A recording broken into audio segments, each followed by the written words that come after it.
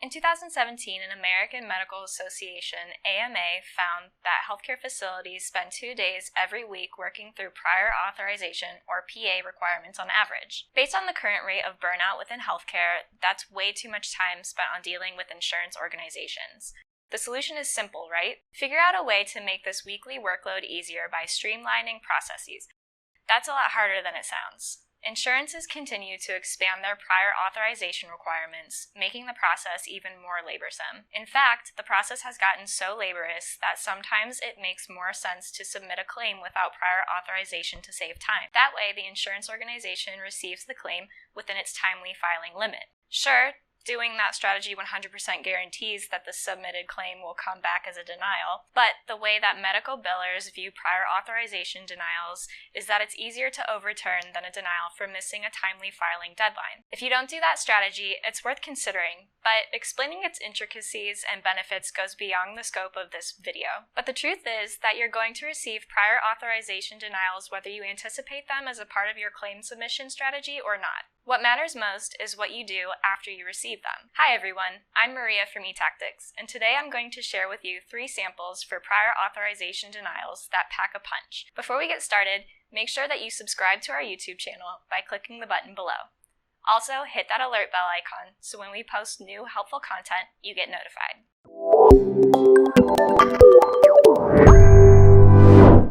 If you receive a PA denial, it's not the end of the world. You see, in many cases, you can request that the payer backdates prior authorization. This is the main reason why I mentioned in the introduction of this video the strategy where medical billers submit claims knowing that they'll come back as a PA denial. The best way to approach a backdate request for a PA denial isn't usually through a strongly worded email or a letter that's reflective of your organization. You should call the payer. That's why this first appeal letter sample isn't really a letter at all. Instead, it's a phone script. Yes, calling an insurance organization means navigating through automated systems and hold times, but asking for a backdate request is a lot easier when talking to a representative than communicating the same via a physical letter. Making this request is usually successful.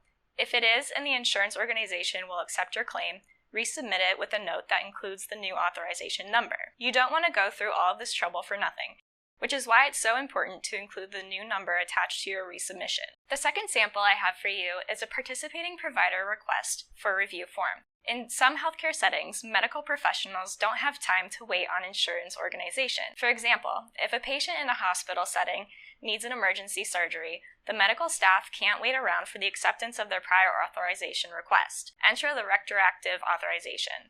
This is a special type of PA where the requests for approval come after the fact. Insurance organizations only accept retroactive authorizations if they meet extenuating circumstances. Usually those circumstances exist within the insurance provider manual.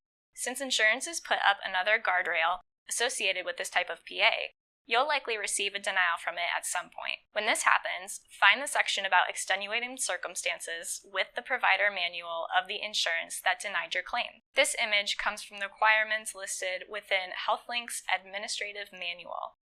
It mentions that providers must include documentation about extenuating circumstances and submit a request via the participating provider request for review form. Here's a screenshot of HealthLink's participating provider request for review form. This is the next sample appeal letter for prior authorization. It's also not a letter either.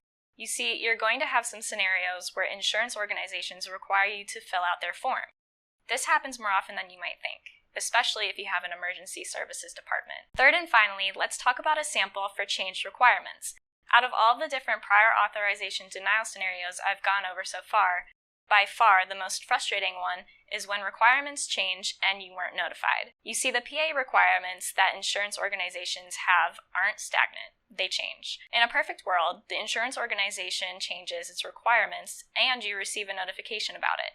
But that's not the case. The reality is that many medical facilities receive PA denials because the insurance they submitted claims to change what services they accepted.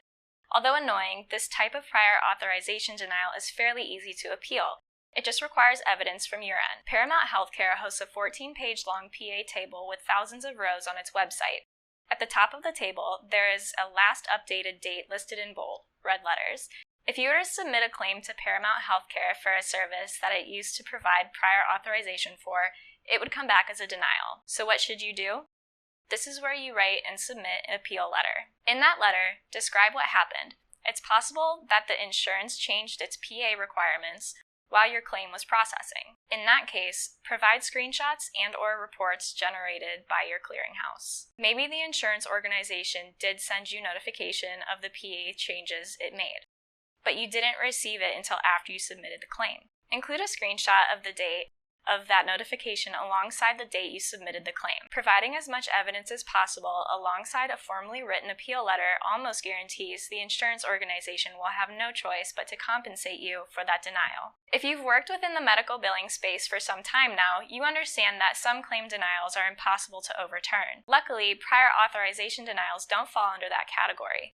I mean, there's a reason why I mentioned that some medical billers submit claims without PA in the introduction. To overturn PA denials, it's more so a matter of understanding the insurance organization's requirements. Once you figured out what kind of prior authorization denial you received, you can use this video to help you find the perfect sample appeal letter and receive what's owed to you. If you'd like to learn more about how to appeal prior authorization denials, reach out to eTactics. And you already made it this far in the video, so you might as well like it, share, and comment below.